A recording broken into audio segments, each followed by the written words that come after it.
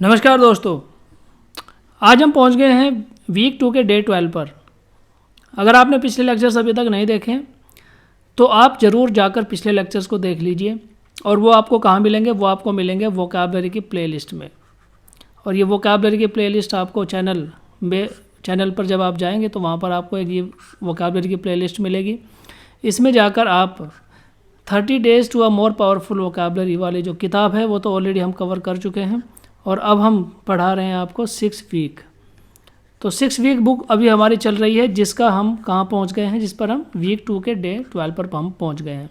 तो 30 days to a more powerful vocabulary के जो 30 लेक्चर हैं, 30 वीडियोज़ हैं, वो ऑलरेडी मैंने आपको पढ़ा दिए हैं, उनको आप जाकर देख सकते हैं। आज का हमारा जो पहला वर्ड है वो क्या है? अच्छा, वर्ड से पहले हम टॉपिक पर चलते हैं। आज का हमारा टॉपिक है words of energy. Words of energy क्यों कह रहा है? ये इसलिए कह रहा है कि जो वर्ड्स होते हैं वो हमारी एनर्जी होते हैं। यानी अगर आपके पास अच्छे शब्दों का भंडार है तो आपके अंदर एनर्जी भी भरपूर मात्रा में होगी। उसका कारण ये है कि जब आप बोलते हैं, जब आप किसी के साथ कन्वर्सेशन करते हैं, तो आपके जो शब्द हैं ना, वो आपकी इनर सेल्फ को आपके चेहरे के थ्रू, आपके माउथ के थ्रू बाहर निकाल कर लेकर आते हैं। यानी सामने वाले आदमी को आपके मुंह खोलते ही पता लग जाता है कि आप कितने पोटेंशियल वाले व्यक्ति हैं। अगर आप अच्छे शब्दों का इस्तेमाल करते हैं तो आपका पोटेंशियल अच्छा निकल कर आता है, और सामने वाले पर जो इम्प्रेशन है आपकी पर्सनालिटी का वो अच्छा पड़ता है।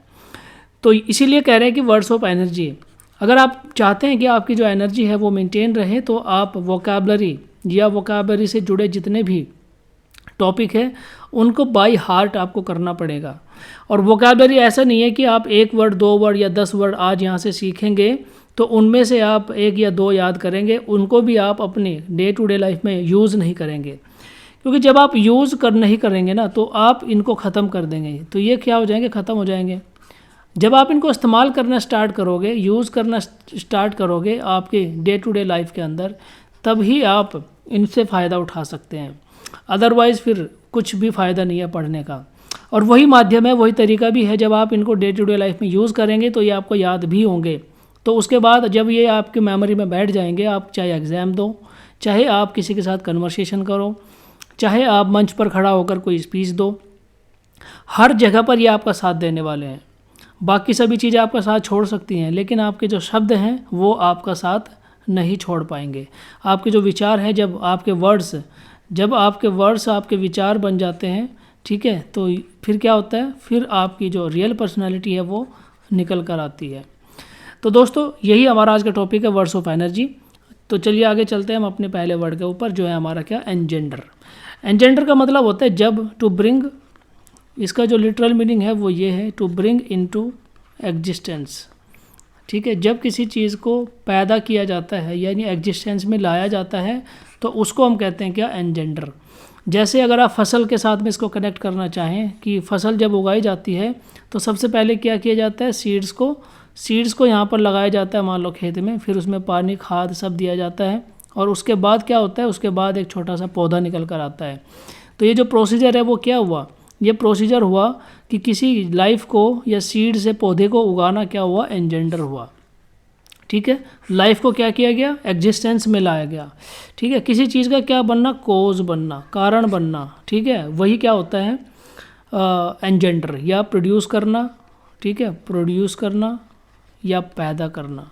ठीक है, ये सभी जो मीनिंग है वो आप एनजेंडर के साथ में कनेक्ट कर सकते हो। तो ये था हमारा पहला वर्ड, एनजेंडर। नेक्स्ट आगे चलते हैं। नेक्स्ट हमारा वर्ड है हैरी। हैरी का क्या मतलब होता है? देखिए, हैरी का मतलब होता है सताना। ठीक है, सताना या तबाह कर देना।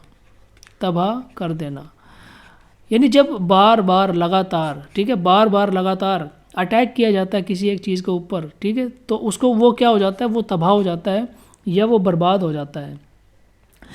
परसिस्टेंटली लगातार carry out attack on your enemy. ठीक है, यानी दुश्मन के ऊपर जब लगातार कंटिन्यू अटैक किया जाता है तो वो क्या हो जाता है? तबाह हो जाता है। उसी के लिए यूज़ करते हैं हैरी।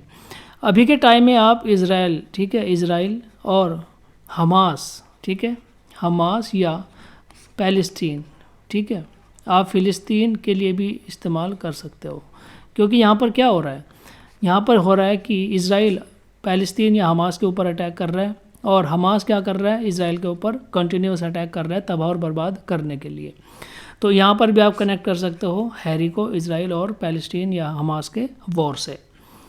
नेक्स्ट हमारा वर्ड है क्या, कैटापुल। कैटापुल मैं आपको बताता हूँ क्या होता है। देखिए आपने बचपन में इस प्रकार से एक उपकरण देखा होगा, ठीक है, वाई शेप का होता है और इसके अंदर यहाँ पर क्या बंधा होता है, ये गुलेल, इसको गुलेल बोलते हैं हिंदी में, ठीक है, गुलेल।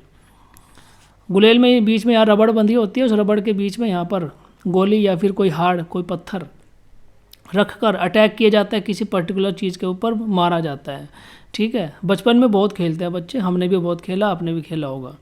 तो इसी को कहते हैं क्या, कैटापोल, ठीक है। यानी जब पूरी फोर्स के साथ में, जब फुल फोर्स के साथ में किसी पर अटैक किया जाता है तो दैट इज़ कॉल्ड कैटापोल, ठीक है। यानी टू अनॉय समवन, नहीं, टू थ्रो क्या, यानी फेंकना, किसी की फोर्सफुल्ली पूरे फोर्स के साथ में किसी चीज़ को हवा में लहराते हुए किसी के ऊपर फेंकना, ठीक है, इसी को कहते हैं क्या, कैटापोल। नेक्स्ट वर्ड के ऊपर चलते हैं। नेक्स्ट वर्ड है हमारा क्या, ऑब्ट्रूड, ठीक है। ऑब्ट्रूड देखिए क्या होता है, ऑब्ट्रूड होता है फोर्सफुल्ली कहीं पर एंटर करना, ठीक है, एंटर फोर्सफुल्ली, ठीक है। जब आप फोर्सफुल्ली कहीं पर एंटर करते हैं ना तो दैट इज कॉल्ड ऑब्ट्रूड, या इंट्रूजन करना, इंट्रूजन। जब आप इंट्रूजन करते हैं, इंट्रूजन होता ही फोर्सफुल, किसी चीज़ के अंदर फोर्सफुल्ली एंटर करने को ही इंट्रूजन कहते हैं। जैसे एक छोटा सा एग्जांपल देता हूँ, यहाँ पर एक पार्टी चल रही है, ठीक है, प्राइवेट पार्टी के अंदर कोई आदमी आता है जो इनवाइटेड नहीं है, ठीक है, जो नॉट इनवाइटेड है, और ये व्यक्ति आकर यहाँ कर क्या करता है, यहाँ पर जो बॉडीगार्ड खड़े हैं इनको धक्का देकर अंदर घुसने की कोशिश करता है, तो दैट इज़ कॉल्ड ऑब्ट्रूड, ठीक है। ऑब्ट्रूजन करने की कोशिश करता है, इंट्रूजन करने की कोशिश करता है, यानी फोर्सफुल्ली किसी चीज़ के अंदर, किसी जगह के अंदर घुसने की कोशिश करता है, दैट इज़ कॉल्ड ऑब्ट्रूड। नेक्स्ट हमारा वर्ड है ट्रांसफिक्स, ठीक है। ट्रांसफिक्स का एग्जांपल मैं आपको देता हूँ कि जब सडन, ठीक है, सडन अटैक होता है या सडन या सरप्राइज़, ठीक है, सरप्राइज़ जब किसी को लगता है तो आदमी क्या होता है, भौचक्का हो जाता है और एक ही जगह पर खड़ा खड़ा सोचने लग जाता है किसी चीज़ के बारे में, ठीक है। तो इसी को कहते हैं ट्रांसफिक्स, यानी मूवमेंट लेस कर देना या मोशन लेस, ठीक है, मोशन लेस कर देना, दैट इज़ कॉल्ड ट्रांसफिक्स। और ये कैसा हो सकता है, ये किसी को सरप्राइज़ करके भी हो सकता है, अगर किसी को कुछ धक्का लगता है, ठीक है, किसी को कुछ ठेस पहुंचती है वो भी बहुत हायर डिग्री में, तो उस कंडीशन में भी आदमी मोशनलेस हो जाता है, तो दैट इज़ कॉल्ड ट्रांसफिक्स। नेक्स्ट हमारा वर्ड है क्या, नेक्स्ट है वर्ड हमारा इफेस। इफेस का मतलब होता है टू रिमूव समथिंग या डिसअपियर, ठीक है, डिसअपियर। जब किसी चीज़ को रिमूव कर दिया जाता है या डिसअपियर कर दिया जाता है, यानी गायब कर दिया जाता है, हटा दिया जाता है, दैट इज़ कॉल्ड इफेस, ठीक है। इसको आप कैसे कर सकते हैं, जैसे मान लो शहर के अंदर बहुत सारे होर्डिंग्स लगे हुए हैं, गवर्नमेंट ने ऑर्डर दिया, ठीक है, गवर्नमेंट ने ऑर्डर दिया कि एक पर्टिकुलर रोड के ऊपर जो भी होर्डिंग्स लगे हुए हैं ना, सबको क्या कर दिया जाए, इफेस कर दिया जाए, रिमूव कर दिया जाए। तो आप सब सुबह ही मान लो इस रोड के ऊपर गए और आपने देखा कि दोनों तरफ से जितने भी होर्डिंग्स थे सभी क्या हो गए, इफेस कर दिए गए हैं या डिसअपियर हो जाते हैं, तो दैट इज़ कॉल्ड इफेस या डिसअपियर। नेक्स्ट हमारा वर्ड है एप्रोप्रिएट। एप्रोप्रिएट का मतलब होता है सूटेबल, ठीक है। एक पर्टिकुलर सिचुएशन में जब कोई चीज़ सूटेबल हो जाती है उसको कहते हैं एप्रोप्रिएट। जैसे हिमाचल प्रदेश और J&K का मैं आपको एग्जांपल देता हूँ, इन दोनों ही स्टेट्स के अंदर एप्पल की खेती होती है, ठीक है। इन दोनों ही स्टेट में एप्पल की खेती क्यों होती है, यूपी में क्यों नहीं होती है, क्योंकि वहाँ का जो वेदर है ना, वहाँ का जो वेदर है वो क्या है, वहाँ का वेदर सूटेबल है एप्पल की खेती के लिए, यानी वहाँ की जो वेदर कंडीशन है वो क्या है, एप्रोप्रिएट है एप्पल की खेती के लिए, यानी सूटेबल है, एप्रोप्रिएट है, अच्छी है, तो इसी को कहते हैं क्या, एप्रोप्रिएट, सूटेबल कंडीशन, ठीक है। तो ये थे हमारे आज के वर्ड जो मैंने आपको पढ़ाए। इसके बाद हम एक्सरसाइज में रख कर देखते हैं इनको किस प्रकार से हम इनको देख सकते हैं। तो हम पहुंच गए अभी अपने एक्सरसाइज के ऊपर, और एक्सरसाइज में ऑप्शंस हमें ABCD यहाँ पर ऑप्शन दे रखे हैं, तो पढ़ते हैं, देखिए अलग अलग ऑप्शन में। सबसे पहला हमारा वर्ड क्या था, एंजेंडर। एंजेंडर मैंने आपको क्या बताया था, टू ब्रिंग इनटू एग्जिस्टेंस, पैदा करना, एग्जिस्टेंस में लाना, प्रोड्यूस करना, ये मतलब था एंजेंडर का। ऑप्शन क्या क्या दिए हैं, टू कन्फ्यूज़ या टू प्रोड्यूस और ब्रिंग इनटू एग्जिस्टेंस, जी हाँ, यही हमारा ऑप्शन हो गया आंसर, क्या, to bring into existence. Next हमारा वर्ड है हैरी। हैरी मैंने आपको बताया था जब कॉन्टिन्यूअस किसी के ऊपर अटैक करते हैं बर्बाद करने के लिए, उसको परेशान करने के लिए।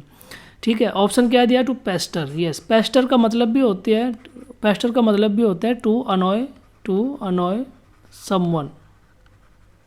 ठीक है, टू अनॉय समवन यानी लगातार कंटिन्यू इस प्रकार का काम करके जिससे उसको क्या होती हो, परेशानी होती हो, उसी को कहते हैं पेस्टर, और यही मतलब होता है हैरी का। नेक्स्ट हमारा वर्ड है कि कैटापुल। कैटापुल मैंने आपको बताया था कि हवा में इस प्रकार से फोर्सफुली किसी चीज़ को फेंकना ताकि वो जाकर हिट करे या अटैक किसी पर करना। ठीक है, ऑप्शन क्या है, टू हर्टल्स थ्रू द एयर्स। ठीक है, हवा में इस प्रकार से किसी चीज़ को फेंकना, तो गुलेल से क्या होता है, ठीक है, गुलेल से यही तो काम किया जाता है, यहाँ पर रख कर पत्थर को फेंका जाता है और वो यहाँ पर्टिकुलर चीज़ पर जाकर हिट करती है। तो यही था क्या, कैटापोल। नेक्स्ट है नंबर 4, ऑब्ट्रूड। ऑब्ट्रूड का मतलब था कि फोर्सफुली कहीं पर घुस जाना। ठीक है, तो क्या है, टू इंसल्ट, नहीं ये तो नहीं हो सकता। नेक्स्ट है कि टू थ्रस्ट फॉरवर्ड। थ्रस्ट का मतलब होता है धक्का लगाना। ठीक है, यानी आगे की तरफ धक्का मारना, और फोर्स अपॉन, किसी के ऊपर फोर्स लगाकर घुस जाना कहीं पर, तो that is called ऑब्ट्रूड।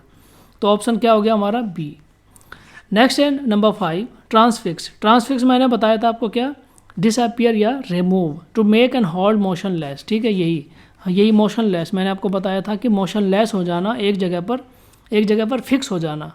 Sorry, disappear नहीं था इसका, ट्रांसफिक्स का था क्या, यानी भौचक्का होकर एक जगह पर खड़ा हो जाना, दैट इज़ कॉल्ड मोशनलेस। ठीक है, तो यही हमारा क्या हो गया, आंसर हो गया ए। नेक्स्ट है नंबर 6, इफेस। इफेस का मतलब क्या था, टू स्टैंड फॉर, बिफोर, या टू टर्न अबाउट, या to wipe out. Wipe out का मतलब क्या होता है, ख़त्म कर देना, डिसअपियर कर देना या रिमूव कर देना। ठीक है, पूरा का पूरा रिमूव कर देना, that is called wipe out, यानी सफाया कर देना। ठीक है, वाइप आउट। जैसे आज हम मैच देखने वाले हैं, इंडिया पाकिस्तान का मैच आज आने वाला है। ठीक है, तो हम क्या चाहेंगे, हम चाहेंगे कि इंडिया वाइप आउट कर दे पाकिस्तान को। ठीक है, ख़त्म कर दे, यानी मैच को जीत जाए बहुत ही बड़े मार्जिन से। कई बार आप सीरीज़ देखते होंगे ना, तो एक मान लो जैसे इंडिया ऑस्ट्रेलिया का मैच है, इंडिया और ऑस्ट्रेलिया का मैच है, 3 मैच हैं, 3 में से इंडिया तीनों के तीनों जीत जाता है और ऑस्ट्रेलिया 0 मैच जीतता है, एक भी मैच नहीं जीतता है। तो इसके लिए हम यूज़ करेंगे क्या, कि इंडिया वाइप आउट। ठीक है, India wipe out in this series. तो पूरी तरह से क्या कर दिया, सफाया कर दिया। नेक्स्ट है नंबर 7, एप्रोप्रिएट। एप्रोप्रिएट मैंने आपको बताया था, suitable in a particular situation, और इसके लिए यहाँ पर क्या ऑप्शन दिया है, to take for once on use. ठीक है, ये इसका आंसर यहाँ पर दिया हुआ है एप्रोप्रिएट का। तो दोस्तों ये थी हमारी आज की एक्सरसाइज जिसमें हमने 7 वर्ड्स को पढ़ा है। मुझे उम्मीद है कि ये एक्सरसाइज आपको अच्छी लगी होगी, और ये जो एक्सरसाइज या फिर ये जो हम सीरीज़ चला रखे हैं, सीरीज़ में हमने 6 वीक में हम लोग पढ़ रहे हैं, 6 वीक बुक से हम लोग फ़िलहाल पढ़ रहे हैं, और इस 6 वीक में हम 12वें दिन का आज लेक्चर वीडियो हमने देखा है। तो मुझे उम्मीद है कि ये सारे के सारे वीडियो आपको ज़रूर अच्छे लग रहे होंगे, और आप अपनी वोकैबुलरी में, अपनी पर्सनालिटी में इसी प्रकार से एनहेंसमेंट करते रहिए, अपनी पर्सनालिटी को इसी प्रकार से बढ़ाते रहिए। मैं लगातार आपके साथ जुड़ा रहूँगा, अगले वीडियो का इंतज़ार कीजिए। आज के इस वीडियो में इतना ही है। देखने के लिए धन्यवाद। जय हिंद।